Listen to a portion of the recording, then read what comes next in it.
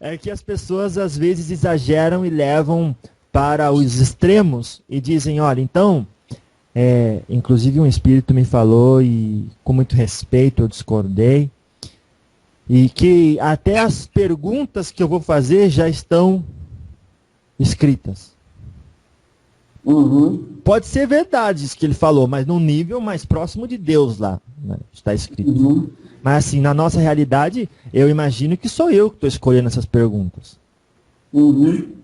O senhor concorda, né, que no nível micro, no nível mais focado aqui na nossa vida, somos nós que escolhemos.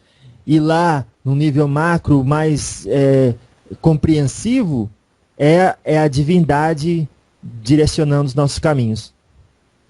É isso mesmo.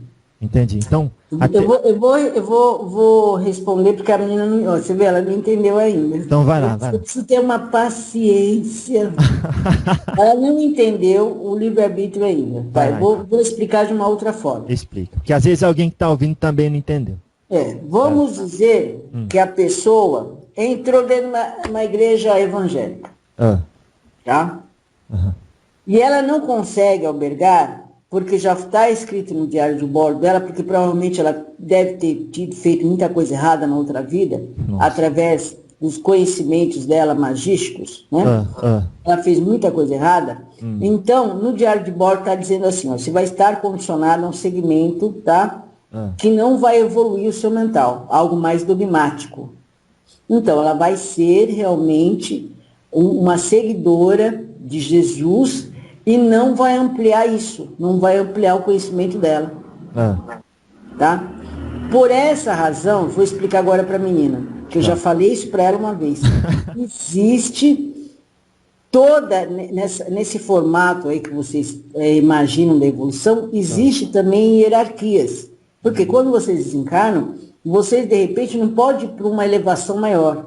E se não podem ir para uma elevação maior, é porque existe aqui na Terra um bloqueio para vocês evoluírem do dia para a noite, da vida. Tá dando para entender? Tá sim. Ela está questionando muito, ela está deixando minha cabeça. Tá, então. Fala para ela relaxar mais. Eu deixo ela louca. Mas é que um outro ponto é esse, que as pessoas não conseguem relaxar. Quando elas encontram uma verdade, elas dizem, olha, o seu sete falou, é assim que funciona. Mas entre o que o seu sete falou e que ela compreendeu, às vezes pode ser... Tem uma distância, tem quilômetros e quilômetros de distância. Então, pode ser o que o seu sete falou e pode não ser, porque às vezes é o que eu tô achando que é. Sim. Não é? Então, talvez se nós abríssemos mão da necessidade de saber a verdade, poderíamos ser mais irmãos fraternos. Sim, com certeza, com certeza. Você falou com sabedoria agora. Por isso que eu falei que quem pediu ajuda para safar das energias foi o Preto Velho. Foi o Preto Velho. Entendi. Foi o Pai Tomé? Às vezes não é nem preto, né? Às vezes é branco, é oriental, que vocês falam que tudo é preto, então a gente fala que é preto. Mas eu entendo que vocês, para trabalhar nas linhas da Umbanda, se vestem com essas roupagens. Justamente, para vocês poderem entender. E olha a pergunta, foi o Pai Tomé esse Preto Velho? Eu não vou falar, porque senão você vai saber quem é seu orixá e isso não é bom, né? Tá bom, então. Vamos deixar essa. Mas a gente pergunta, porque ainda tem um pouco de humano na gente, né? Deixa eu só explicar uma outra coisa que para mim entender. Vai lá. Existem alguns buracos no caminho da vida. Então, esse diário de bordo, ele tem os buracos que vocês vão cair. Dependendo da evolução que vocês tiverem, como grande médico, como grande doutrinador, vocês vão pulando alguns buracos. Tá? A quantidade de buraco que vocês vão cair, vocês escolhem. Mas pela evolução interna de cada um, dá para vocês se safarem. Entendi. O cuidado que você tem quando anda na rua faz que você se safe do buraco e não tenha sofrimento que o buraco ia causar. Justamente. Então, não existe livre-arbítrio. Porque se tivesse livre-arbítrio, você poderia sair desse caminho para o outro. Não existe, porque a sua história Vamos tentar entender. A sua história, ela está escrita em um lugar onde não tem tempo nem espaço. Tá. Você já, às vezes, você não encontra uma pessoa e fala, nossa, esse lugar eu já conheci, esse lugar eu já vi. Esse sentimento que você tem faz parte de uma lembrança anterior. Então não existe tempo nem espaço. E quando não tem tempo nem espaço, a história está aí presente ao seu redor. Então você evolui da forma que você quer. Mas você não pode sair do caminho, você não pode sair desse diário de bordo. Porque todo momento ela está questionando outra coisa. Ela está questionando, ela conhece, né, porque ela já tratou de alguns pais e mães de santo que desistiram da missão. Então eu vou dizer para ela que isso já está implantado lá atrás. Lá atrás. Então, quando a desistência, isso está implantado nessa história. A pessoa já vem dizendo, olha, eu preciso desistir da missão, porque eu desistindo da missão, eu vou evoluir. Então, eu vou ter que passar por esse buraco para poder crescer. Entendi. Porque... Ela que tem que entender. Mas ela, às vezes, para entender, precisa refletir bastante. Então... Quando o senhor falou sobre a ideia de ver, de lembrar, quando você vai em algum lugar, se falar, já estive aqui, a gente às vezes chama de déjà vu. Déjà vu, que é algo que você já viu, é uma palavra em francês, que diz que é algo que você já viu, mas seria isso uma falha no sistema, que nem eles chamam glitch, uma falha no sistema que faz... com que a pessoa... Passado, o presente e o futuro se interagem a todo momento. Só que não temos acesso a isso. Tem. Nós temos acesso à progressão linear do tempo. Só isso. Vocês têm acesso, se vocês conseguirem ter esse poder no mental através do silêncio, vocês conseguem acessar o passado e o futuro. Só que o futuro com restrição das coisas que Deus permite que vejamos. Sim, claro. Entendi. E agora, voltando ao livre-arbítrio, às vezes eu vou fazer uma pergunta, quem sabe também não ajuda ela a compreender as pessoas. Quando, então, para resumir, o senhor fala que não existe... O que é livre-arbítrio? O que é um livre-arbítrio? É a possibilidade de escolher diferente do que já está ditado, já está escrito. A possibilidade de eu dizer como vai ser o meu caminho, que pode ser para o bem, para o mal, ou me virar tudo e fazer o que eu quiser. Tá. Então, seria nesse caso, seus 7 encruzilhadas, a pessoa tem o livre-arbítrio para as coisas menos importantes, mas para as coisas gerais que afetam outras pessoas, ela tem aí, já não tem muita escolha. Porque tem que encaminhar. Por exemplo, no ônibus ela pode escolher onde que ela vai sentar, mas não pode escolher que vai pegar outro ônibus. É isso mesmo, ela não vai poder escolher. Olha, vamos dizer aquela criança pobre, numa cidade bem longínqua, põe uma cidade bem pobrezinha. Vamos. Tá? Essa criança, ela pode se tornar, lá na frente, um grande homem, tá? Com um conhecimento elevado, desde que esteja escrito isso no livro kármico dela. Ela pode decidir quando isso vai acontecer? Pode. Ela pode postergar essa evolução dela? Pode. Mas se ela nasceu com esse poder... Olha, a própria história de Jesus Cristo fala isso. Ele sabia o que ia acontecer. Pois é, ué. E tá tão claro pra gente. E por que ele não teve o livre-arbítrio de sair da cruz?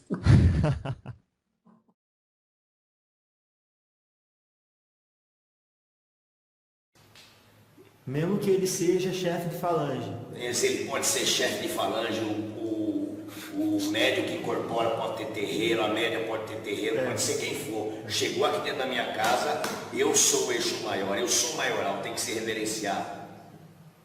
Entendi. Senão, qual é o sentido que tem reinos de reinos? A mesma coisa o senhor quando vai na casa deles. Quando eu vou na casa de outro Exu, eu também me reverencio aquele Exu. Entendi. E jamais vou sentar num trono que esteja à mesma altura que ele. Mesmo que eu seja dado o direito de sentar ali, eu não vou me sentar à maior altura. O maior trono é o do dono da casa. Certo, entendi. Existe um respeito recíproco. Infelizmente, pelo mundo dos encarnados, nem todos fazem essa hierarquia de respeito. Nem todos. Mas a certeza e o correto é esse. É o correto. Pode ter todos os Exu aqui incorporados em várias matérias. Todos se reverenciam porque eu sou o rei. Eu sou o guardião superior dessa ganga, dessa casa. Então, já aconteceu de algum entrar e não reverenciar? se não reverenciar, eu degolo. Não, mas o senhor disse que não tem como cortar o espírito. Eu não corto o espírito, não. Sabe o que é degolar? Não sei. É amarrar pela argola. Eu degolo. Mas aí eu quero ver quem entra aqui e não se reverencia para mim. Aí não tem espírito incorporado.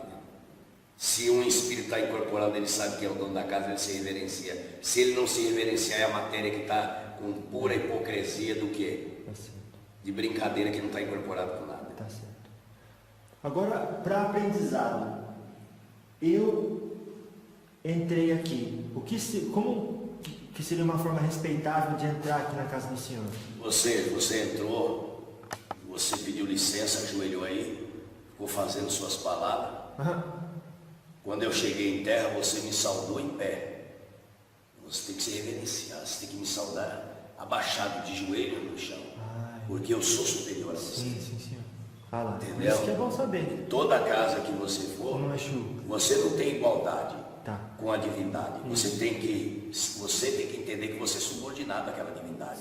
Você é inferior àquela divindade. Então você tem que se ajoelhar. É a mesma coisa, eu cheguei, você está sentado, você veio me cumprimentar sentado. Nossa. Você perdeu tudo aquilo que eu poderia lhe dar de bom na sua vida.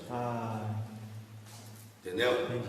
Não se faz isso, não se cumprimenta guardião sentado. Eu posso cumprimentar qualquer um que vem aqui, por quê? Porque eu sou um trono maior. Entendi. Agora, eu vou cumprimentar uma matéria, a matéria está sentada, eu só observo. Cadê o respeito? Estão me igualando aos seres encarnados? Já sou desencarnado há muitos e muitos anos. Como dizia o maior bruxo da África, Sulabakotini, que quer dizer assim: não me dê o direito de ser igual a você, porque eu sou mais que você. Nossa. Então, sempre que encontrar com um Exu, obviamente incorporado, não se deve, por exemplo, se ele está sentado, você não pode ficar sentado. Se ele está de pé, você não pode ficar de pé. Você está abaixo, você sempre está abaixo. Sempre está abaixo. Não é necessário ajoelhar, mas está abaixo. Você está a cumprimentar ele, você tem que ajoelhar para cumprimentar. Ajoelhar. Não pode cumprimentar em pé de jeito nenhum. E as matérias querem se igualar. Se igualar. Para se igualar vai demorar muito. Nossa, Mas o senhor sabe quando uma pessoa que nem tipo eu não tem noção e... Não, por isso que eu cumprimentei você no maior bom sentido, como diz os encarnados, porque eu sei que você está no processo de conhecimento. Isso. Então eu jamais vou fazer isso com você. Agora, se fosse um encarnado cheio de hipocrisia, de sustentamento, o senhor já sabe na hora. Aí na hora que eu incorporasse para me saudar, abaixa. O senhor já dá Já manda baixar. O senhor relembra a pessoa as obrigações dela. E nem todos que têm obrigação têm humildade, né? Nossa. Nem todos que têm obrigação têm humildade. Aí o senhor fala, essa pessoa perdeu tudo de bom que o senhor podia fazer para ela. O senhor pode citar alguns exemplos dessas coisas? Abrir caminho, livrar de um espírito negativo, dar uma prosperidade na vida. Só por saudar direito? Exatamente. Nossa. Quando você se compara na mesma igualdade de matéria para espírito, você perde tudo. Tá certo. Espírito é espírito, está acima da situação. Agora, a gente, no meu caso, vou trabalhar com Exu também. Então, a hora que eu entrei aqui, como eu tenho o Exu também, qual que foi? Ele ficou lá fora? Ele veio, ele cumprimentou? Ele acompanhou você, se reverencia ao movimento. fica junto com você, vendo toda a formação do trabalho que você está fazendo, está ali cuidando, também está ouvindo, também está compartilhando, é isso aí. Exu não deixa a matéria sozinha. Exu não deixa a matéria sozinha. Entendi. Então, quando ele veio aqui, ele já sabia todos os processos do jeito que o senhor gosta de ser. Espírito é espírito, espírito é evoluído, quem precisa evoluir é a matéria. Ele já tem a ciência de tudo que é da formação que ele precisa fazer. Entendi. Agora, a matéria que está no processo, como se diz, de aprendizado, você está no nascer da religião, então você ainda precisa ter o contato de muitas coisas para você saber todo extenso que tem a espiritualidade nas suas hierarquias. Então eu não vou subjugar a você dizer que você está errado. Simples fato, bem assim, maleável, estou aqui ensinando. Entendi. Para bastante gente. Então, todo médium tem um Exu e uma pombogira com ele? Não é assim? Não, tem. Tem. Todo médium. Mas nem todo vai incorporar. Só que você pode fazer o manifesto do Exu e só tratar da lebara da pombogira. Tratar? Cuidar do manifesto, dar champanhe, dar um cigarro para ela. E você pode, uma vez a cada era grande, uma vez por ano, dar o manifesto da pombogira. Quem vai incorporar em você é a divindade chefe daquela linha da esquerda. Cada pessoa tem uma divindade chefe de cada linha. Aí ela vai trabalhar. Ela que vai trabalhar. Você é o Exu, é o Exu. A mulher, a pombogira, é a pombogira. Então cada um tem o seu direcionamento chefe da linha. Então não precisa estar subindo e descendo, como vocês disseram, você falou que subiu, né? Não, Exu não precisa estar descendo e o outro está chegando, está descendo e o outro está chegando. Não. E vai chegar o Exu chefe, ele vai trabalhar, vai fazer o que tem que fazer. A mulher vai estar agradada, vai estar satisfeita, vai estar feliz. Está odara, está feliz da vida. Entendi. Que conversa boa essa que nós estamos tendo, né? Graças a Deus. Diretamente com a chama do conhecimento mais próximo do ser encarnado, que sou eu, o guardião-chefe dessa casa. Aqui, como eu sempre disse, pode vir que tem. Mas está sendo muito esclarecedor, porque muita gente, assim como eu, não tem noção dessas coisas.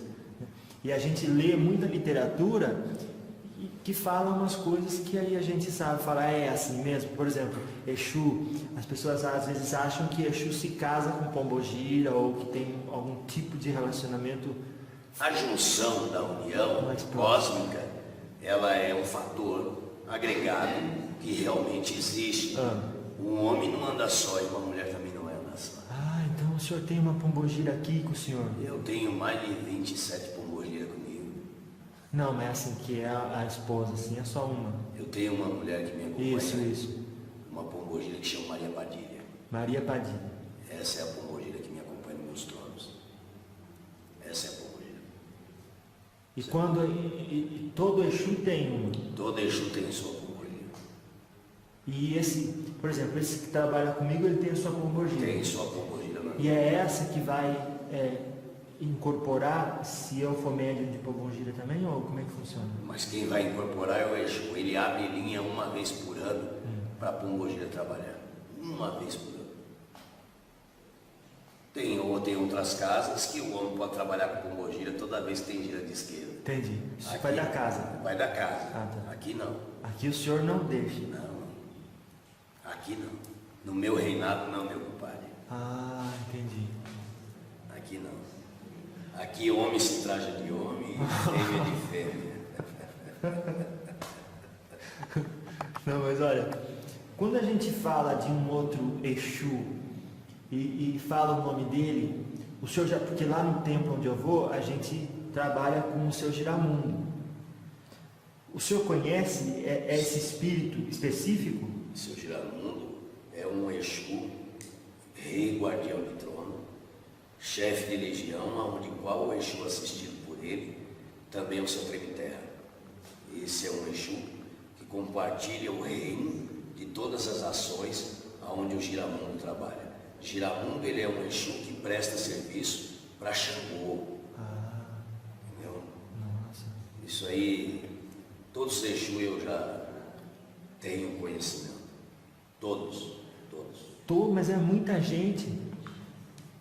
Para nós, né? Para você conhecer muita gente, você tem que fazer a convivência com muita gente.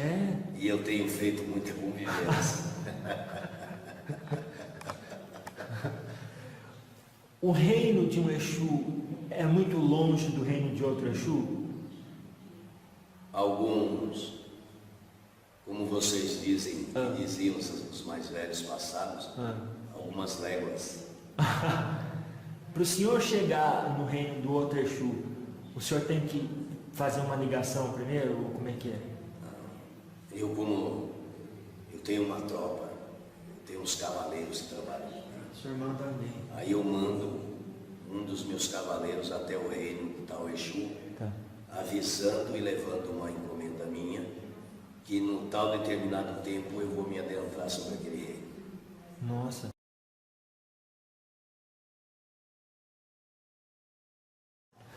Seu Zé, eu vejo gente que gostaria de ter o seu Zé como padrinho ou como um agente na vida dele para trabalhar com ele. Pode ser que uma pessoa conquiste a presença de um seu Zé sem antes estar predisposto no programa dele de encarnação? Poxa, meu filho. Não, né? Não dá. Isso aí é um preparo que precisa já ser de alma. De alma, né? Não é só querer. O querer do ser humano é dizer assim, aquele é rico, eu quero ser rico, mas não quero trabalhar para ser rico. Nossa. Entendeu? Certo. O querer do ser humano é dizer que um tem uma carroça bonita, outro tem uns burros feios. Todo mundo quer alguma coisa. Mas quando se existe o pró-ligado da alma, a coisa é diferente. É como eu disse, não adianta se dizer que um espírito é formoso, é bonito, que eu quero trabalhar com esse espírito se a coligação da alma não está na junção. Você tem que respeitar os seus espíritos, mesmo tendo admiração pelo outro, mas respeita aquilo que tu carrega. Então, só se tem coligado a alma aquilo que da alma já vem ligado. A mãe tem a formação do filho, mas quem sustenta esse filho é o cordão umbilical de tudo aquilo que a mãe come. Nossa. Bem assim, o espírito só vem direcionado ao médium quando ele já teve a sua formação, a sua coligação, a agregação ali, já na existência pró-espírito daquele menino, daquela menina, para vir ao mundo. Então não é uma escolha só, não é só um querer, já vem de outras vidas.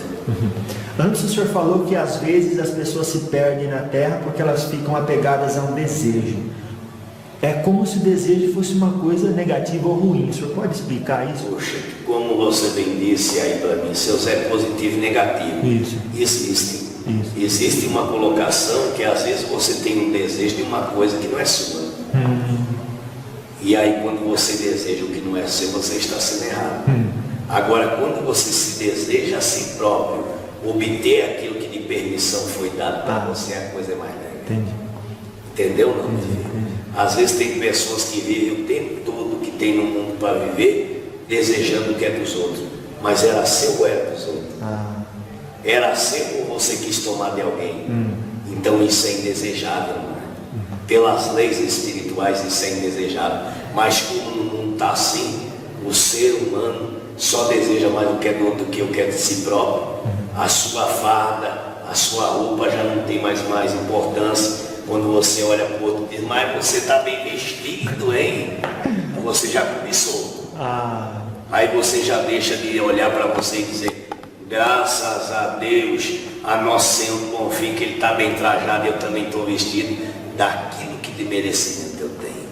Então, existe dois lados, que é uma separação muito grande, que o ser encarnado precisa aprender a separar essas coisas, né? Desejar o que é do outro e esquecer o que precisa desejar de si próprio para almejar o que é de direito para viver. Está bem esclarecido as coisas?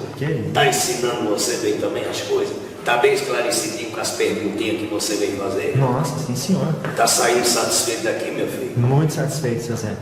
Eu espero que isso seja de bom feitio, como está sendo teu vindo azaroando em terra, que eu muito pouco venho, eu só escolho os dias que trabalho para poder estar em terra, porque eu digo uma coisa que todos vocês precisam aprender. Não são vocês que determinam, são as ordens espirituais que determinam as coisas acontecerem. Quando o médico bate no assim e diz, eu posso, eu sou, e faz, corra dele que ele não é nada e não sabe nada, porque quem sabe é Deus e aqueles que ele encaminha para que possa saber. Então, meu filho, eu vou dizer só mais uma coisa para nós continuar. Eu estou aqui de bom agrado, e que desse bom agrado as incertezas, as dúvidas que você tem, você saia daqui quando fosse embora pela essa estrada fora, você vai lembrando de um grande ensinamento que um bom mestre da Jurema, um bom baiano, um bom espírito deixou em palavras simples, mas puras e verdadeiras para você. Graças a Deus, seu Zé. O senhor falou de às vezes a pessoa bate no peito e diz, olha, eu tenho fulano de tal, eu posso incorporar a hora que eu quero. Como é que o senhor explica essa história de animismo, que a gente ouve muito? Olha, meu filho, eu vou dizer uma coisa para você, como eu acabei de dizer, sabe? O ser encarnado, ele tem um processo dentro dele de egoísmo tão grande que ele não aceita que o outro possa ser e ter um conteúdo melhor que ele. Ele pode dizer que ele sempre é o maior, mas no subconsciente dele, na condenação mental dele, ele sabe que quem está perdendo com tudo isso é ele próprio. Porque dentro do conceito religioso, meu filho, dentro do conceito da graduação do respeito divino, não esqueça disso, que você é um médium iniciante. Não esqueça do que eu vou dizer para você. As ordens divinas, meu filho, são dadas para os emantrados espíritos. A obediência é colocada para os determinados encarnados. Mas o ser encarnado, pelas suas falhas, pelo seu egoísmo, pela sua ganância, ele nunca quer dizer que ele precisa se reverenciar. Ele sempre coloca que ele precisa estar à frente, aonde muitas coisas de valores estão sendo esquecidas, aonde muitos bons espíritos estão deixando de vir à Terra, aonde está sendo deixado só o desejo carnal falar e não o desejo espiritual, e aonde vai se movimentando toda a quebra, toda a perca do maior conteúdo das coisas, que são as divindades, que são a simplicidade, que é o amor, a dedicação, a devoção, que quando lá atrás se começou, era em tabelas, era em casas muito simples, era em terra batida, em chão batido, era pezinho no chão, viu? Era a humildade de abaixar a cabeça e dizer, estou aqui para ouvir os espíritos, não estou aqui para os espíritos poderem eu dizer a ele o que vai ser feito. Não. Então, quando os médios se colocarem ao decorrer da vida, aos novos médios que vão chegando com esse pensamento, a vida espiritual, a religião vai ser mais forte. Por quê? Porque hoje você se vê na dimensão da dinastia uma coisa que quer dizer poder. E quem é que é encarnado que come farofa tem poder, meu filho? Me fale, a dinastia, qual é o ser encarnado que come farofa que tem poder? Tem. Não tem, meu filho. Sabe qual é o ser espiritual que tem poder? É Deus. Porque mesmo o espírito sendo elevado de conhecimento, tudo que pode ser feito é com a permissão dele. Uma folha, como Siri diz, o vento só derruba de um galho quando Deus dê permissão. Quando não dá, ela fica ali anos e anos. Mas o ser encarnado, quando põe uma roupinha branca, a primeira guia no pescoço, quando ela sabe que ela tem uma entidade, ela bate no peito e já se acha que é dono de tudo e da dinastia, pode fazer tudo, pode mexer com a vida das pessoas, deixa de incorporar no terreiro e vai incorporar em casa dando passe para as pessoas, dando consulta para as pessoas. E cadê o respeito? Cadê aquele entendimento que se diz, primeiro eu vou louvar dentro do terreiro, vou aprender tudo que tenho que aprender para depois fazer. Mas hoje não, meu filho. A pressa é tão grande que o angu nem está pronto, nem está comendo a farinha assim. Você entendeu, meu filho? Sim, senhor. Bem respondido que você me Nossa perguntou. senhora, bem respondido, sim, senhor.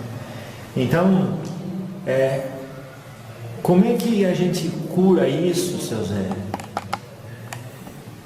Porque é uma pena, porque também tem um condicionamento cultural que faz a pessoa sentir essa vontade de querer ter atenção para ela.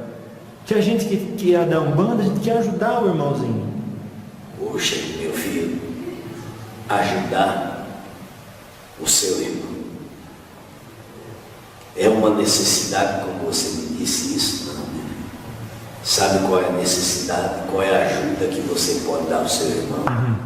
É quando o seu irmão se deportar a dizer a você, olha, estou passando por isso, você chegar e dizer, olha, talvez numa oração eu possa lhe ajudar, mas ainda não tenho minha formação para estender todas as mãos para você. Por isso, procure o pai da casa, procure a mãe da casa, que são as pessoas mais direcionadas para poder lhe ajudar.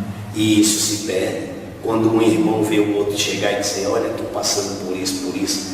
Ele escutou de alguém dizer, ele bate no peito e fala, vem comigo que eu vou levar um despacho, uma entrega para você na mata, vou fazer um assentamento para você e para isso. Então é a vaidade, isso se resume tudo em vaidade, meu filho. Em dizer que já está pronto sem estar preparado. Eu tenho isso como espírito para dizer isso para vocês. Por isso, quando algum irmãozinho chegar, sempre digo, olha, eu posso rezar por você, mas não posso lhe dar todas as mãos. Por isso vai no pai ou vai na mãe e peça que eles são as pessoas mais certas para poder lhe auxiliar, ou então a divindade quando vier na terra bate cabeça e diga. Porque se eu disser a você o que você tem que fazer, eu estou sendo incorreto, porque ainda não estou preparado, estou deixando passar à frente uma coisa que ainda não foi ensinada para mim. A mais postura correta e certa é essa. Coisas que dentro das casas é muito difícil acontecer. O médico quer passar os boi pelas boiadas, o chifre pela cabeça e as pancadas pelas cabaças. E aí mistura tudo e acaba perdendo os valores da religião.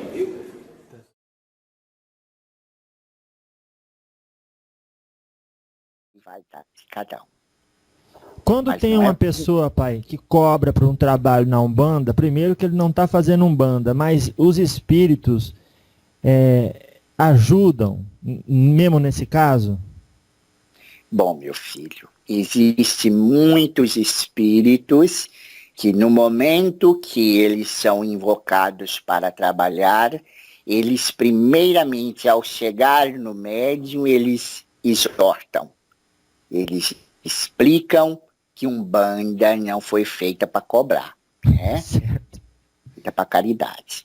Aí eles vão trabalhar na linha espiritualista, fazendo o bem. Agora, esses que usam a Umbanda para fazer maldade e cobram tesouros e mais tesouros, esses não utilizam nenhuma força de Umbanda. Isso aí tem outros espíritos que se apresentam como sendo espíritos da Umbanda, mas não são da Umbanda. Isso aí são espíritos, como vamos dizer, é como você pegar uma moeda e virar ela. É do outro lado da moeda. E trabalhar do outro lado da moeda com a moeda certa dá problema, né, filho? Tá certo. Problema. Isso dá um alto custo. Então, cobrar trabalho, meu filho, até vou falar para você, se vindo para as outras pessoas, Isso. chegou numa casa de Umbanda e falou para cobrar trabalho, consulta, seja baralho, o que for. Desculpe as linhas ciganas que utilizam essa forma, mas os ciganos trabalham fazendo isso, porém eles não têm outro meio de custo, apesar que também pode ter, né, meu filho? Isso é a cultura deles, né? Os ciganos aqui dos astral, eles até falam conosco, os meus filhos são como qualquer outro, podem trabalhar, pode manter terreiro, né? Então é normal. Mas você entrou no terreiro e está escrito lá, meu filho, numa plaquinha, traga o seu amor em 7 dias.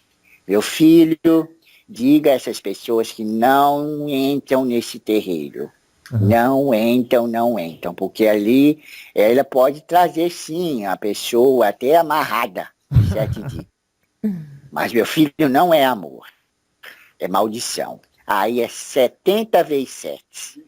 Aí, meu filho, é só coisa ruim. Só coisa Aí ruim. entra quiumba, pode até dar certo em um mês, um ano, meu filho, mas depois entra um inferno. E viu, meu filho, coloca um contra o outro, dá até caso de morte. Nossa. No Brasil já aconteceu casos até de famosos, eu não vou falar nomes, não. Isso aí não vou, graças a Deus não vou. Graças a Deus. Mas nomes de famosos que fizeram essas coisas, deram certo, mas depois acabaram ceifando suas vidas. Então, meus filhos, utilizar Umbanda, nome de Umbanda para amarrar as pessoas, amarrar não é amar. Amor é uma coisa, amor é doar ao outro. É. E quando não existe mais amor é porque acabou aquilo que o plano espiritual tinha, que era preparado, né, meu É. filho? Tudo tem um tempo. Agora você pegar a pessoa, né, meu filho? Pegar a pessoa que não tem mais sentimento por você, trazer ela amarrada, a pessoa fala, não, mas ela vai vir te amando, ela não vai vir te amando, ela não vai te amar. Ela não vai te amar. Aquele amor que ela tinha por você, de toda forma, já deu encerrado. Ela vai vir sofrendo. Ela vai sofrer, vai vir com os olhos tampados com venda. Mas chega uma hora que a espiritualidade vai tirar a venda e punir os espíritos que fizeram isso. Aí tirou a venda, se eles não procurar um terreiro de Umbanda, ou alguma outra força para poder quebrar isso, eles vão ficar se batendo no outro. E aí onde acontece muitos desastres.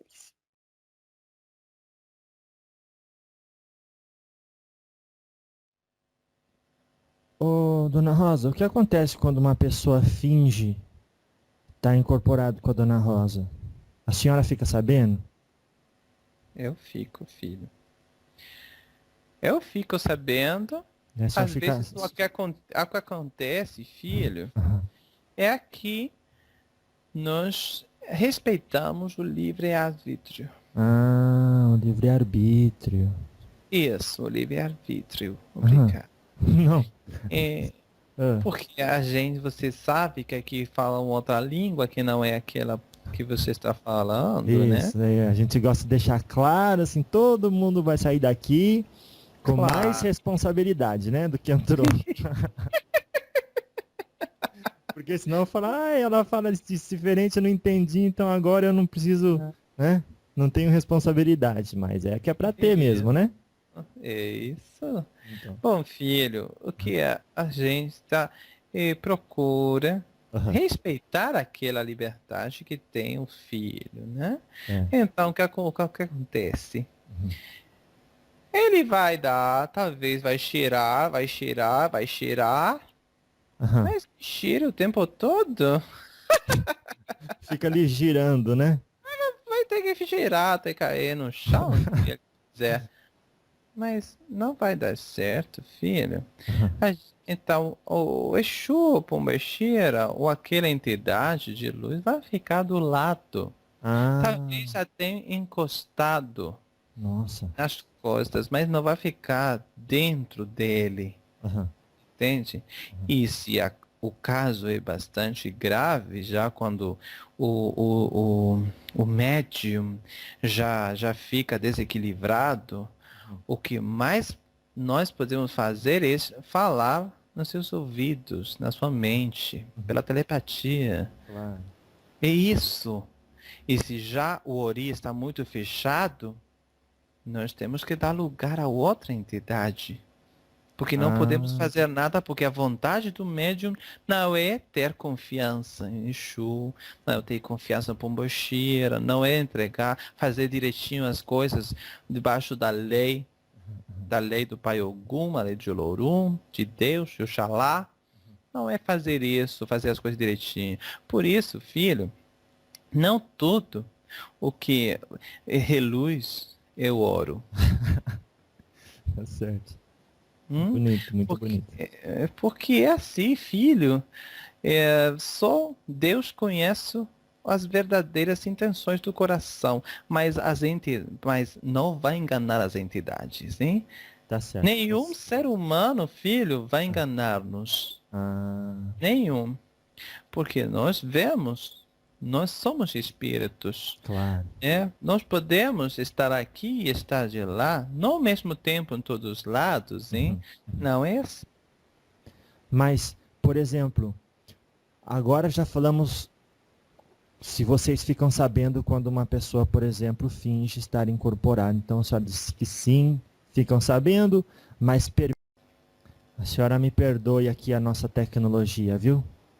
Pois é, filho. Por isso que nós não utilizamos essa tecnologia aqui. Ai. Mas agora até esqueci onde que a gente estava.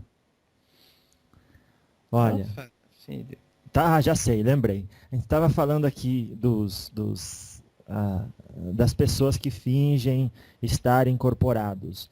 Então, a senhora falou que do lado de vocês ficam sabendo, permitem, então, porque a pessoa tem o livre-arbítrio, não é mesmo? Certo. Filho. Agora, não fica, nada fica de graça, né? Quando a pessoa faz as coisas com intenção de, por exemplo, se autopromover.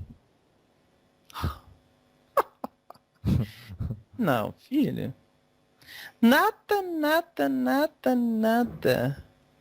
Isso é barato, hein? Nada eles. Você pode fingir, você pode até mostrar assim que é a entidade, mas está te levando um presente muito lindo. E chama de quiumba. Tá certo. Não. O retrocesso, filho. Hã? Eles retrocedem, ele tem retrocesso na vida espiritual. Na caminhada, filho. E depois, por que a gente fala? Ai, por que aquele dirigente ficou louco? Ai, por que aquele dirigente que era tão bonzinho, com umas entidades maravilhosas, que davam e pregavam como se fazem os pregadores, e está maluco. Está lá no sanatório. Nossa. Filho, com as entidades você não pode jogar assim. Brincar, né? Brincar, isso. Brincar, desculpe. Brincar. Por quê? Porque nós não estamos para brincadeiras, filho. Tá certo. Nós estamos para trabalhar. Então, por isso que se você brinca com as entidades, ou você finge estar incorporado, você vai levar aquele presentinho astral. Porque você não pode brincar com Deus. E as entidades, os guias de luz, os guardiões, são presentes de nosso Deus. Nossa. Porque aí está representado o amor. E esses estão representados o amor infinito do Criador. Entregar a proteção e guia para os seus filhitos. Não cair, não se machucar nesta vida que é bastante densa. Então, ele quer que a gente como se diz? Evolua, isso.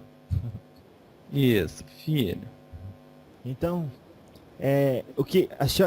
que sugestão a senhora dá, então, por exemplo, se tem uma mocinha, por exemplo, ela virou uma mãe de santo, por exemplo, uma dirigente. E aí, passou 2 anos de dirigente, vocês deixaram ela no ar, não incorpora mais, daí ela agora passa a... Não tô dizendo que existe, mas pode existir. Então, aí agora ela fala, bom, eu já tenho tanta gente para cuidar, se eu não fingir... E então como é que vai ficar? E aí ela vai levando, porque ela tem uma inteligência boa, e vai levando e vai levando. E aí que a senhora falou, então aí a pessoa vai então se sintonizando com a mentira, né? Isso. Entendi. Isso. E aí o presente que ela leva são espíritos que também se sintonizam com isso. Exato, filho. Você falou melhor, né? Aqui.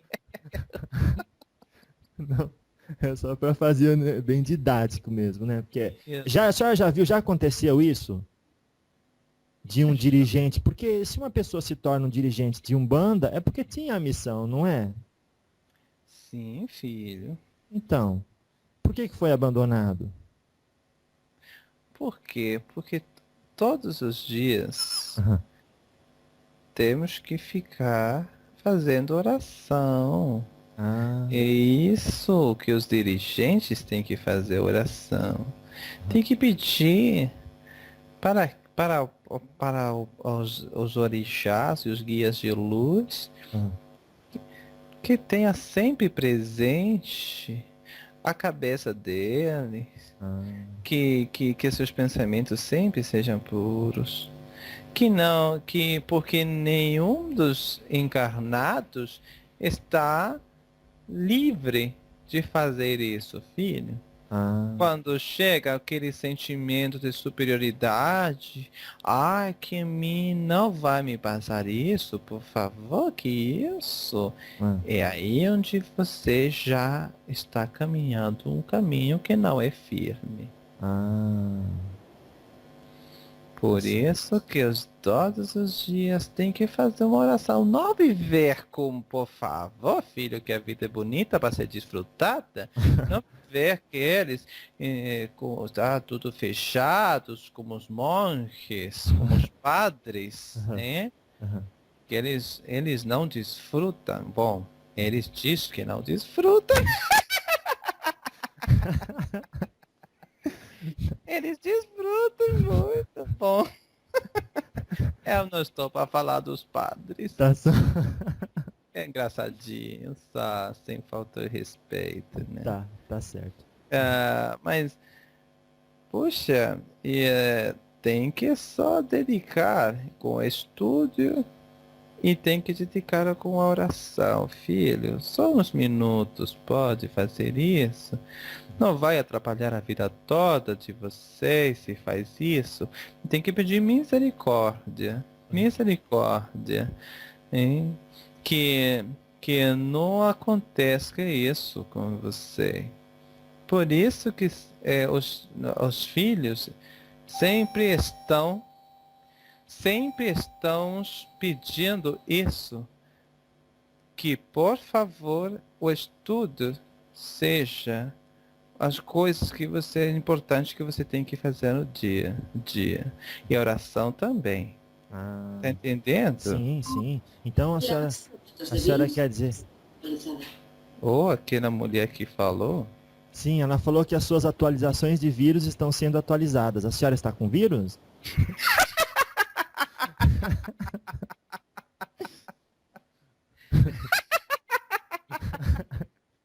Não, é brincadeira, dona Rosa. Nossa, vírus, aqueles que estão por todos os lados. Também aqui. No aparelho. Então, olha só, a gente conseguiu. Olha como que é a mente humana. Já não basta os vírus do astral, conseguimos colocar vírus nos aparelhos, dona Rosa.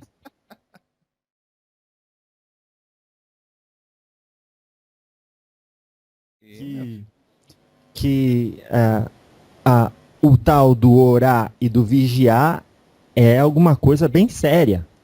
É séria, filho, sim. Sim. E não é porque é babalorixá ou alcançou um nível ou tem essa missão que está protegido para sempre. Filho, deixa eu te explicar uma coisa. Sim, senhora. Por exemplo, se você acha na Terra um profissional, aquele que é letrado, aquele que tem estudo, ele fica quieto, fica parado, não se atualiza? não estuda mais, chegou a ter um nível que já não precisa de estudo? Não, filho. Aquele que é verdadeiro profissional, aquele que realmente ama a sua profissão na Terra, esse é que vai continuar até o fim. Se com o profissionalismo, com o estudo, ele vai fazer o curso que tem para fazer, o curso que vai dar. Tanto vai dar aulas, como também vai receber aulas. Sim? Então, desculpa. Então, se você chega a ser mestre da Umbanda, se você chegar a ser mestre da Umbanda, você ainda vai precisar de estudo. Porque tem tantas coisas que aprender os seres humanos até desencarne. Tem tantas coisas que ainda não foram reveladas nesse mundo. E então, não porque seja o mestre de Umbanda, não porque seja o grande pai, a grande mãe, que já terminou tudo nessa terra. Tá entendendo? Entendi. No campo do estudo, né? Agora, quanto às proteções, as proteções do astral, assim, não é então também porque ele tem essa missão que não precisa se comportar direitinho, vigiar os seus pensamentos, suas emoções, suas ações, não é mesmo? Ele precisa também. Claro, filho, eu estava... Desculpe, não me expressei bem. Não é somente de estudo, de estudo vem porque de que não tem valor se você somente estuda e não tem espiritualidade. Certo? Porque tem um monte de mestres que estão fazendo mal a sua tarefa. Entendi. Estão fazendo coisa errada. Sim. Porque esqueceram do amor. Tá certo. Esqueceram daquela espiritualidade. Então, o que acontece? O contrário, filho. Chega o ódio, chega a raiva, chega aquele que eles acham que são todos Xangô. que tem a Xangô, o pai da justiça, e faz a justiça pelas suas próprias mãos e não pelas mãos de Xangô, porque eles se afastaram da espiritualidade. Então tem que ir o estudo e espiritualidade juntas da mão, entendeu? Juntas não elas dão a mão, elas andam de mãos dadas. Não tem que se afastar uma da outra. Porque se chegar a afastar, filho, aí sim chega todo aquele porqueira, toda aquela coisa ruim na vida da pessoa. Tem um cigarro. Entendi. Então, o que a senhora quer dizer mais ou menos é se a pessoa está evoluída intelectualmente e não se avança, se emancipa moralmente, então ela vai tá fazendo um monte de coisa baseado no conhecimento dela, mas ainda assim fazendo mal para os outros. Isso, filho. Tem casos de babalorixás, tem casos de mestres que só brigam com as pessoas, que contato com a gente é muito ruim, que se esqueceram do amor, que se esqueceram daquela espiritualidade pura e bonita que tinha no princípio. Por isso que o conselho é misericórdia todos os dias. Dia após dia tem que pedir um médium misericórdia para não cair. Tá certo. Então agora eu queria perguntar isso mesmo. Qual que é o efeito que tem a oração? Quando a gente pede uma oração, a gente começa a ficar rodeado de energias boas que atraem igual um imã assim as almas boas, ou será que a oração então nos coloca assim mais em contato com uma realidade mais elevada? Filho, é a sintonia com Deus. Ah, Há uma mensagem que fala nos nossos achegados irmãos cristãos e diz que a oração, a solução está a uma oração de distância. uhum. Ah, sim, sim. Sim, Uhum. não é somente os problemas, é para tudo, é comunicação, filho, as boas intenções com a mente já faz a diferença, filho. Você pode fazer uma corrente de boas intenções, de orações, para o mundo, então é lá na Ruanda vai ser bem recebida, filho. É a comunicação com os seres de luz, a comunicação com o Olorum. Uhum.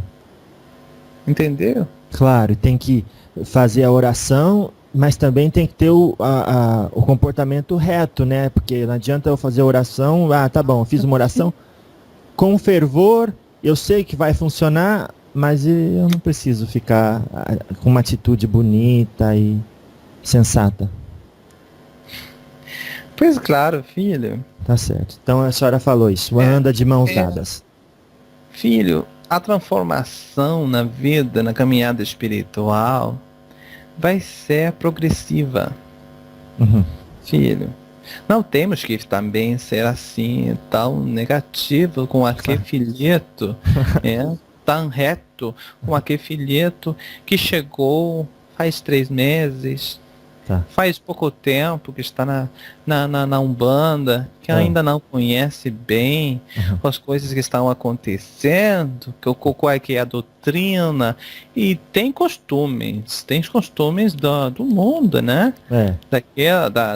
Da vida antiga, mas não tem que ser reto, tem que ser tratado com amor e paciência.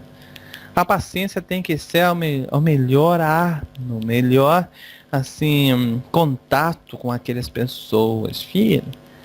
Mas, se assim, passa o tempo e o filho não quer mudar aquelas coisas, que o pai faz oração, que o pai faz descarrego, e que ele não quer mudar de vida, então aí você pode convidar.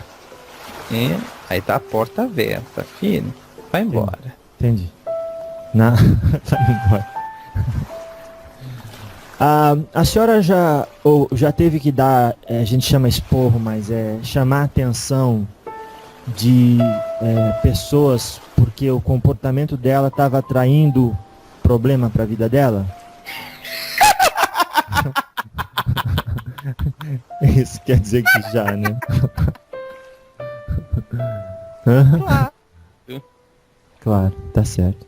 Certo. E... A rosa vermelha tá... Ela...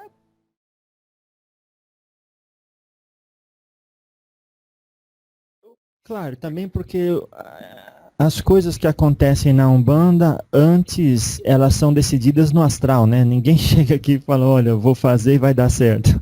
E todos os encarnados têm uma atitude diferente do outro encarnado. Entendi. Então cada um sobe com dívidas abatidas diferente do outro encarnado. E quando reencarnam em grupos específicos, segundo as suas condições de merecimento, para trabalhar dentro da Umbanda. Então é por isso que não é igual também. E também tem essa o público-alvo de cada terreiro, né? Às vezes eles entendem, vão isso, conseguir de um jeito, outros de outro jeito. As cidades que precisam mais trabalhos de cura. Ah lá. Então aquele trabalho ali, ele é todo desenvolvido para cura. As cidades que precisam mais de trabalho de libertação, porque há muita opressão dos espíritos obsessores. Então os trabalhos ali dirigidos na forma de libertação. Então cada terreiro ele tem a sua forma de trabalhar, porque também cada público precisa de um resultado, tem necessidade de alguma coisa. Então, se busca a maior necessidade para aplicar o trabalho para aquela assistência. Entendeu? Certo. Certo. E... É muito bom falar com você. Você é inteligente, né? Imagine. Eu agradeço o tempo do senhor. Imagina, tanta gente às vezes fala, olha, você faz umas perguntas muito bobas para os espíritos, eu nem sei como eles dão atenção. E às vezes eu penso que é assim mesmo, sabe? A gente faz pergunta que muitas vezes podíamos encontrar aqui, mas perguntas não são bobas. É que todas as pessoas precisam ouvir todas as suas dúvidas. Há muitas dúvidas. A Umbanda não é ainda muito bem difundida, meu filho. Ela precisa de muitos instrumentos de evangelização, de divulgação. Então, esse trabalho, esse diálogo com os espíritos, isso responde dúvida até de criança. E esse diálogo que eu estou tendo com você agora e com os irmãos que estão aqui comigo, o Babalorixá Bruno Ricelli, o irmão Tiago Pereira, o irmão Rodrigo Batista, nós estamos aqui falando para 3, 4, 5, 6 pessoas, mas que daqui 24 horas vai estar nos meios de comunicação e mais de 1.000 pessoas em poucos dias poderão receber esse mesmo conhecimento. Entendeu? Sim, senhor. E também tudo está perfeito porque serve o propósito para que foi criado, não é, pai? Com certeza. Antes mesmo dos engenheiros encarnar na Terra, reencarnar na Terra, eles são preparados no plano espiritual. A tecnologia que eles trazem para a Terra é a tecnologia que eles estudaram no plano espiritual. Nossa. Entendeu? Sim.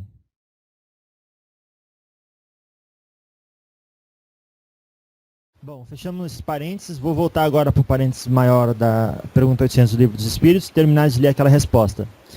Ele fala assim, já do meio as ideias só pouco a pouco se modificam conforme os indivíduos e preciso é que algumas gerações passem para que se apaguem totalmente os vestígios dos velhos hábitos. Quando eu disse isso, a senhora falou o seguinte, mas só que daí vem de novo numa outra vida, adquire ou novos hábitos que estão ligados a essa forma de ver o mundo, ou no lugar de praticar, interioriza todo o conhecimento e aí não trabalha muito essa suposta evolução que pode existir se ele acreditar que existe.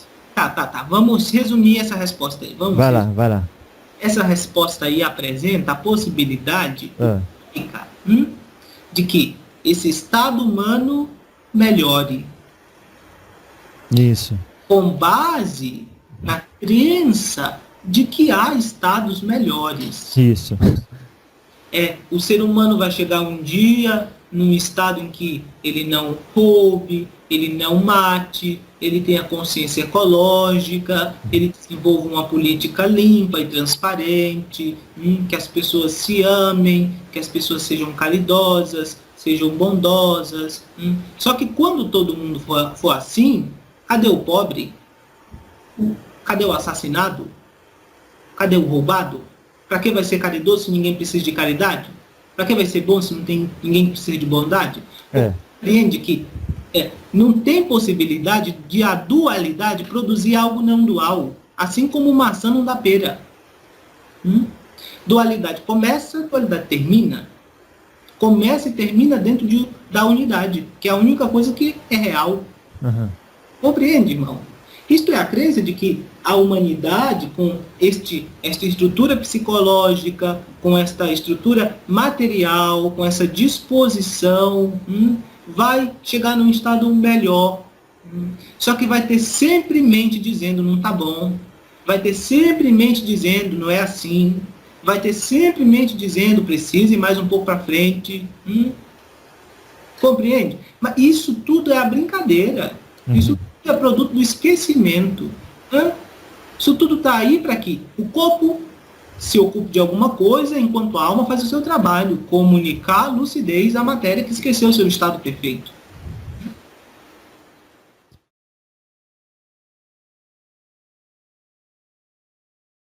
A senhora pode então falar um pouco sobre o livre-arbítrio?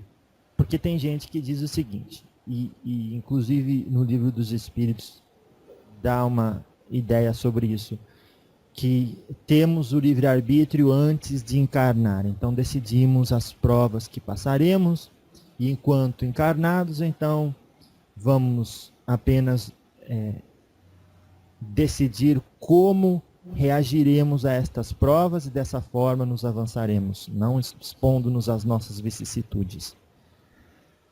Como é que funciona o livre-arbítrio, então, não na visão do espírito que não compreenderíamos, mas na visão política que a senhora pode passar para a gente, filosófica? Então, o livre-arbítrio concerne o ser humano, porque livre-arbítrio é escolher entre algumas coisas. O espírito uno, perfeito, universal, não tem o que escolher. Ele não tem nenhum objeto que esteja fora dele para que ele possa escolher. O espírito é apenas. A ideia do livre-arbítrio surge na mente, que esta sim acredita que os objetos estão fora, estão separados e que ela pode escolher entre um e outro.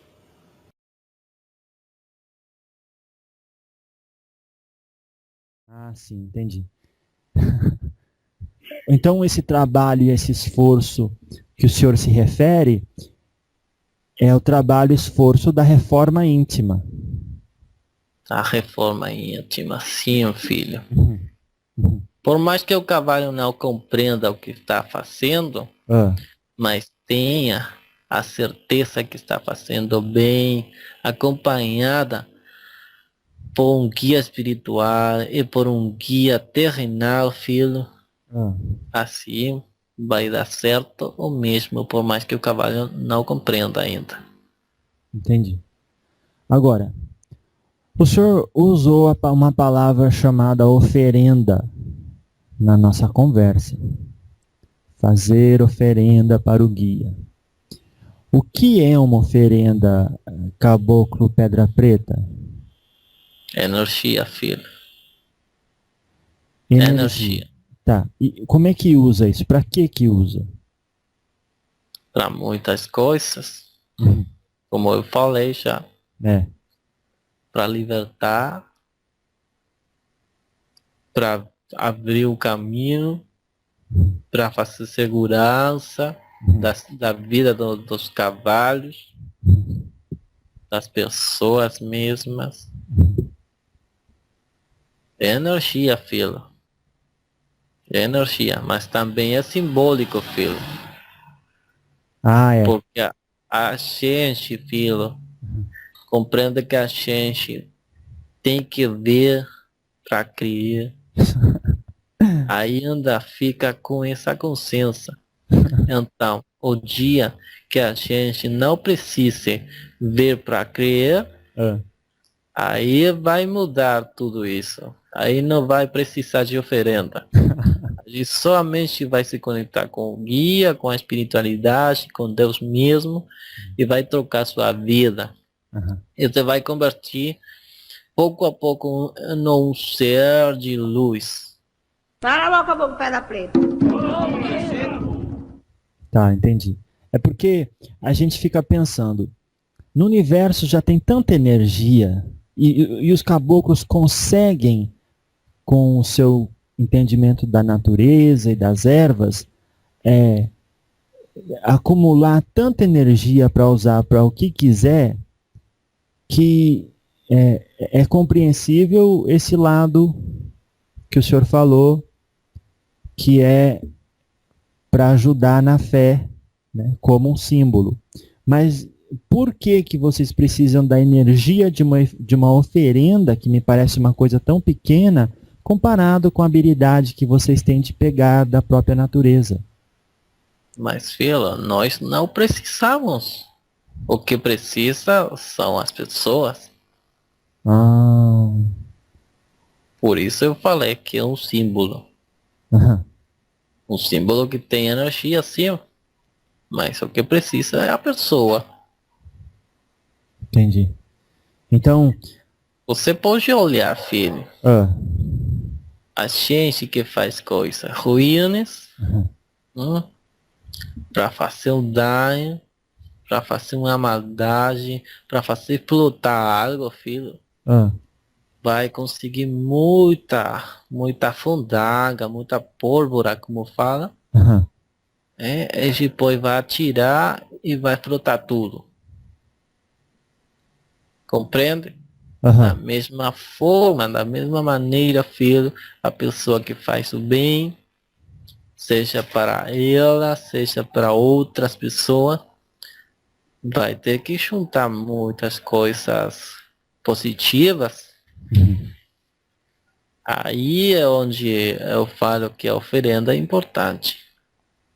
Porque vai conseguir, filho, as coisas que são positivas, que tem que ver com a natureza, que a natureza não faz dano a ninguém. E vai pedir para os guias, que são energia positiva, toda positiva, e tudo isso vai ser lançado ao universo para que a pessoa seja libertada e consiga ter uma vida melhor, mas também que consiga uma espiritualidade melhor.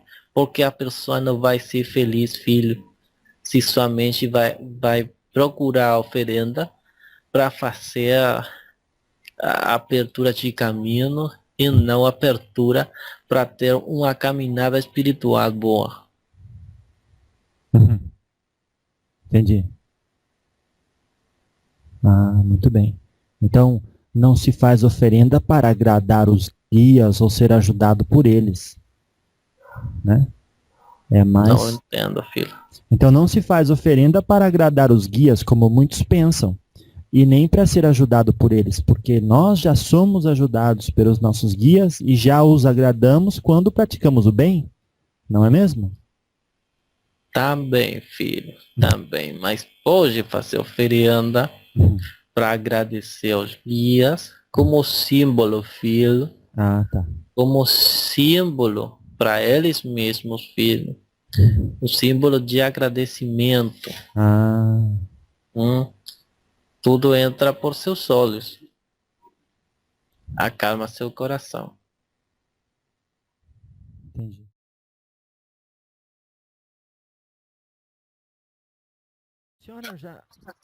A senhora já conversou pessoalmente assim com uma quiumba, com um espírito zombeteiro? Eu converso quando tem que conversar, quando tem que fazer uma troca, para que deixem de fazer o mal a meus filhos, atenda as pessoas que me foram encomendadas. Nesse caso, sim, filho. E se o Coimbra permite, eu vou falando sempre. Mas se não permite que eu fale, só preciso de fazer o que tenho que fazer e tomar conta disso.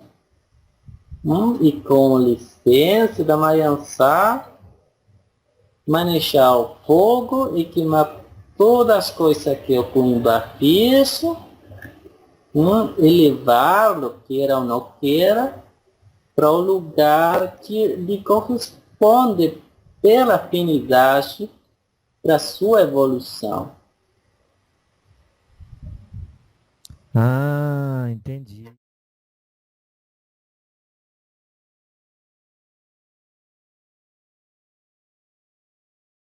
Compete a compreender a necessidade dessa faculdade de vida? Claro, é amor próprio também, pai, trabalhar para o próprio crescimento espiritual, evolução. Moça, não esquece espírito. Esquece evolução espiritual. Se a evolução espiritual, conforme está aí, é ser feliz, é viver a felicidade pura e eterna, é isso que você tem que fazer. Você tem que viver a felicidade pura e eterna. Para vivê-la, você precisa afastar tudo que lhe faz sofrer. Só isso. Não tem mais nada na evolução espiritual. É simples assim. Aliás, a vida é simples, quem complica são vocês. Moço, se você não tem carro, você pegou o ônibus e veio aqui. Agora, na hora que você tiver um carro e este carro, por um acaso, estiver no concerto, você vai xingar a becha com o carro porque você teve que vir de ônibus. Criou uma necessidade, né? Complicou. Não, como eu vou para lá de ônibus? Do mesmo jeito que você veio agora que você não tem carro. Não, tudo dá para fazer. Só... Tudo dá. Sabe, se você não tem o ônibus, você tem esse carro aqui que Deus lhe deu. Ó. O corpo. O pé. O pé. O pé ele leva de um lugar para o outro, é o seu carro. Eu costumo dizer que você não precisa de trabalho, não precisa de emprego, não precisa de salário, não precisa de dinheiro. Tudo isso você precisa, pode abrir mão. Aí algumas pessoas dizem para mim assim, mas aí eu vou virar mendigo na rua. E aí? E qual o problema? Um mendigo, só porque virou mendigo morre? Quantos mendigos estão vivos aí há anos na rua? Ele tem que trabalhar também, só que é de outro jeito. Não, moço, não comece a tentar explicar. Ouve o que eu estou falando. Não é confortável ser mendigo. Então o problema não é ser mendigo, é você não querer ser mendigo. Isso lhe faz sofrer. Afaste, porque senão você pode virar e vai sofrer. Porque pode ser neste ponto que Deus ataque a sua sabedoria. É um apego ao conforto? É nessa tribulação que Deus pode lhe dar. Pode lhe dar a sua prova. E aí? Como é que você vai ficar solando porque foi para a rua? Se ninguém sabe o dia de amanhã.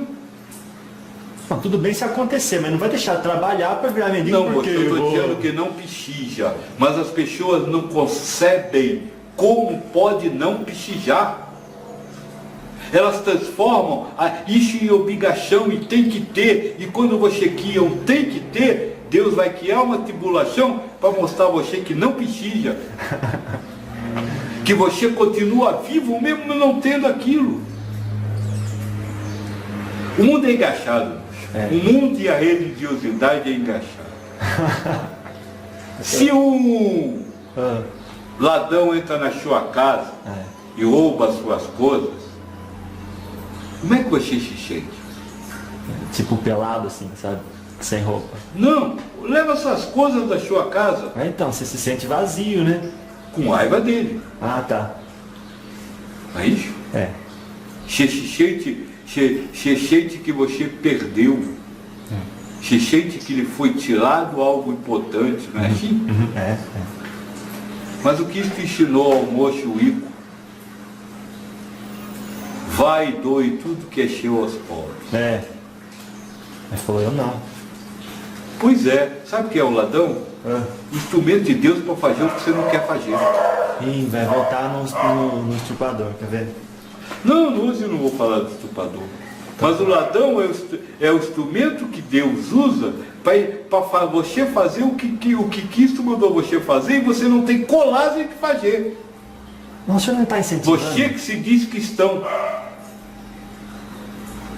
Ser cristão, moço, não é usar uma correntinha com uma cruz. Ser cristão é viver como Cristo vivia. Viu?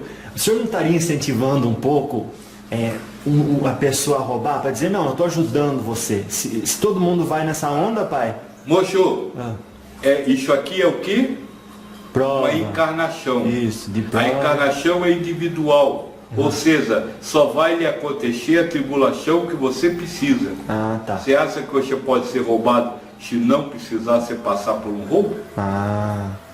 Então pode ser até que alguém me ouça e diga, agora eu estou livre para roubar. Então. Só quem chama roubar quem precisa. Ser roubado e não a todos. Entendi. Então, teria um pouco a ver com a lei da atração? Não, teria a ver com a lei do karma. Um é azeite, o outro é receptor da ação karmática que vale para os dois. Tá.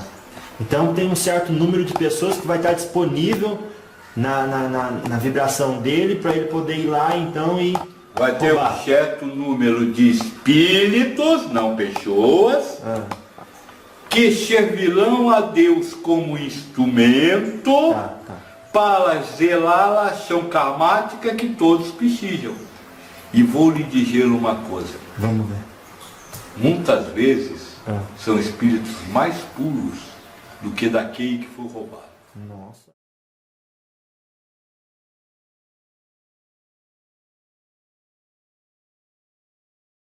O Espiritismo ensina a gente a não dar muito ouvido para espírito mistificador. Perfeito. Como que a gente saberia se o senhor é um? Muito simples. Fala, analisando o conteúdo das suas palavras. Não. Não? Não. Tem um jeito mais simples que esse. Tem. E consulta a intuição. Não. Quer dizer... Deixe de ser hipócrita. Em que sentido, pai? Aplique aquilo no que você diz que acredita. Entendi. Daí não faz diferença se o senhor está falando... O que você diz que acredita? Sobre qual tema, pai? O que você diz que acredita? No livro dos Espíritos? Sim, eu acredito na existência de Pergunta 1. Que é Deus. Deus é causa primária de todas as coisas. Acredite nisso. Aí não existe espírito mitificador. Pai, mas a mistificação é uma escolha do comportamento. E se Deus permitiu você ter essa escolha... Não, Deus não permite, moço. Deus é onipotente. Deus não permite, Ele não é submisso a você. Deus faz. Deus é. Esse é o problema, é o ser humano que, não sendo Deus, quer ser Deus. Leia a pergunta 9. 9. É o problema do ser humano que... Leia a pergunta 9. Vamos abrir aqui então. Já estou chegando aqui na página. Pergunta 9 fala o seguinte. Onde se vê na causa primária uma inteligência suprema superior a todas as inteligências? Tendes um provérbio que diz: pela obra se conhece o Criador. Pois bem, vede a obra e procurai o autor. É o orgulho que produz a incredulidade. O homem orgulhoso não admite nada além de si. Né? Só o que o homem acha que é certo é certo. Só o que o homem diz que é verdadeiro é verdadeiro. Ele não admite nada acima de si. Continue. E é por isso que se autodenomina um espírito forte. Pobre ser, que um sopro de Deus pode derrubar. Pobre ser, que acha que descobriu a verdade, que acha que sabe tudo, e o simples sopro de Deus derruba. Sabe, vocês se acham tão fortes, tão... Não desmanche que você vai fazer, ou vai continuar. Que vocês acham tão fortes, tão simples, e tem um bichinho que você nem consegue ver, que entra dentro de você e lhe mata num segundo. Bactéria, vírus, essas coisas, né? Agora, eu quero que você leia o Éxito, porque o Éxito é compreensão de caderno. Vamos ver, hein? Então, peraí. Então faz parte da razão pela qual Kardec manda você passar as coisas. Passar as coisas pelo crivo da lógica e da razão. Isso, mas pela razão dele. E o que você vai ler agora é o comentário dele. Ou seja, faz parte da razão dele. Lê. Julga-se o poder de uma inteligência por suas obras. Já que nenhum ser humano pode criar o que a natureza produz, a causa primeira é, portanto, uma inteligência superior à humanidade. Sejam quais forem os prodígios realizados pela inteligência humana, essa inteligência tem uma causa, e quanto maior for o que ela realizar, maior deve ser a causa primeira. Seja o que você realizar, há uma inteligência superior que causa você realizar.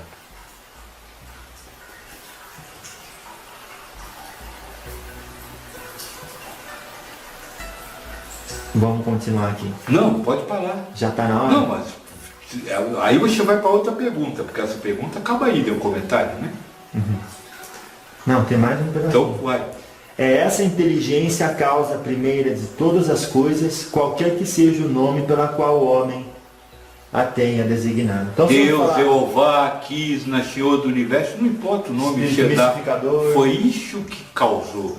Então veja, quando você acusa um espírito de mitificador, você pode estudar o conteúdo dele? Isso foi causado por quê? Pela sua inteligência. E por o que causou a sua inteligência causar aquilo? Deus. E tudo que Deus lhe dá nesta vida é o quê? Prova. Cadê o amor pelo Espírito se há uma acusação de mistificador? Cadê o amor ao próximo como a si mesmo? Então não há espírito mistificador, há espírito que está sendo instrumento do que Deus causou. Que foi o que nós lemos na pergunta 132. Ele toma um corpo de acordo com o mundo, neste caso um corpo espiritual, e ali, sob as ordens de Deus, faz o que o outro precisa receber. E aí vem a mente e cria uma coisa chamada, ele é um mitificador. E aí você tem a oportunidade de optar pelo bem ou pelo mal. O que é o mal? Eu sei que ele é um mitificador. Veja, eu não estou querendo que você me acredite. Não, que lógico. você acha que eu estou certo. Claro. Longe de mim, porque nem eu me considero certo. Eu estou lhe transferindo uma interpretação. Sim, com todas as letras, é isso. Agora, é uma interpretação que tem um objetivo. Destruir toda a sua interpretação. Só isso. Eu nunca quis criar nada. Nós falamos durante 14 anos. E o dia que eu disse para o grupo, não acredite em nada nem em ninguém, nem em mim, nem em Deus, todo mundo pulou. Como não vou acreditar? Pulou. Porque na hora que você acreditar, você vai formar uma verdade. E na hora que você formar uma verdade, o que você fez? O que é uma verdade sobre qualquer coisa? É a estagnação da oportunidade de crescimento. Não. Tipo, Não. é o Serve egoísmo. para isso, mas não é isso. É o egoísmo. Não. Ela vai ser usada pelo egoísmo, ela vai ser defendida pelo egoísmo. E egoísmo é defesa dos seus interesses, defesa da sua verdade. É o complexo, então, de inferioridade, superioridade. É um instrumento para julgar o outro. Porque sabe o que é a sua verdade? É o seu certo. Tá. É ele que você vai usar para julgar o outro, se ele está certo ou se está errado. E se ele estiver certo, não quer dizer nada, porque a sua verdade não é verdadeira. É só uma interpretação sua. Então você está lá simplesmente dizendo, olha que lindo, ele confia em mim. Agora, se você disser que aquilo lá que o outro está errado, ele não está errado. Ele só está em desacordo com a sua verdade. Então não podemos dizer que os mistificadores não existem. Eles existem e o propósito... Podemos dizer que tem espíritos que falam determinadas coisas e que Deus nos dá os pensamentos que eles são mitificadores para que nós, ao receber esse pensamento, não os acuse. Para que nós, ao receber esse pensamento, não perca a nossa paz nem a nossa harmonia.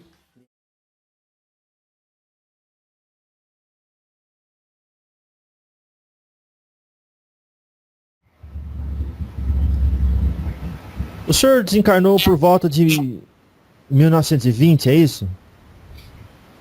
Tinha muito tuberculoso na minha época. Na época que a tuberculose estava brava. Então não faz muito tempo que o senhor tá aí no mundo espiritual. Uns 80 anos. Eu sou de 22, desencarnei em 22. Forte em 77. Entendi. Para que trabalhar? Por quê? Quantos anos vai dar? Eu falei que eu serviria na escuridão durante 100 anos. Durante 100 anos estou servindo na escuridão. Até 2022. Pronto. Falei. Você me cutuca até que eu falo. Isso foi determinado 100 anos de escuridão, de 1922 até agora. E isso foi determinado pelo senhor mesmo? Da hora do desencarne, você escolhe. São números cabalísticos. Quando você quer levar 7 anos, 77, 777. Eu falei, minha pena pode ser de 100.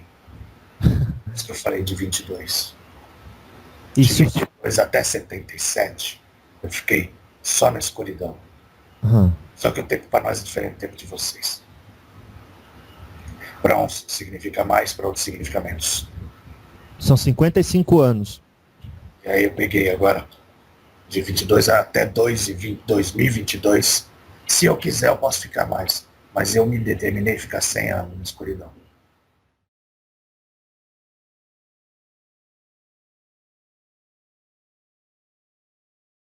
Porque um integrante ancião nosso, querido do Centro Espírita, ele falou o seguinte, porque eu tinha a impressão que os nossos guias, obviamente, são espíritos de uma elevação inimaginável. Mas daí ele até falou para mim, não, ele é obviamente mais elevado que você, mas não vai pensar que também ele é um anjo ou alguma coisa, ele está aprendendo também. É assim que funciona?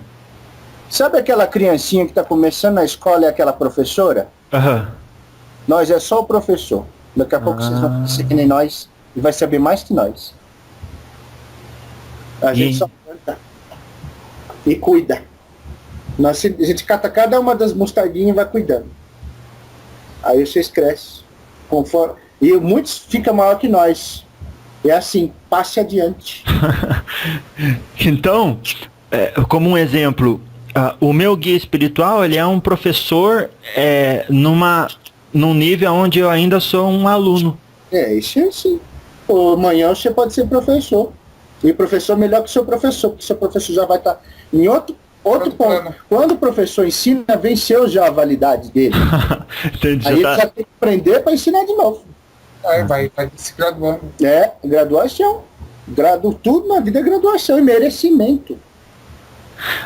Então o guia, por exemplo, ele já aprendeu bastante sobre essa matéria, essas coisas dessa vida, agora ele vai recomeçar, mas aprendendo coisa nova no nível mais elevado. Aprender, sim. Aprender mais, até subindo as oitavas superiores. Os espíritos que decidem vir trabalhar com vocês, que nós estamos na densidade próxima de vocês. Nós não precisa falar. Quando escutando, não precisa falar, abrir boca. Nós somos guiador. Canalizador são vocês.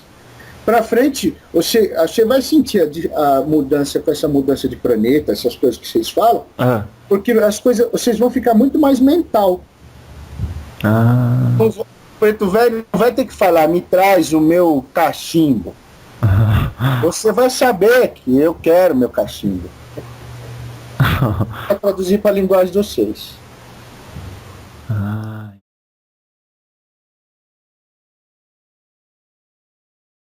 O nome Pena Branca me parece representar uma função que designa um tipo de atividade. Por exemplo, ao invés de uma pessoa se apresentar como Carol Joseph, diria apenas Papa João Paulo II.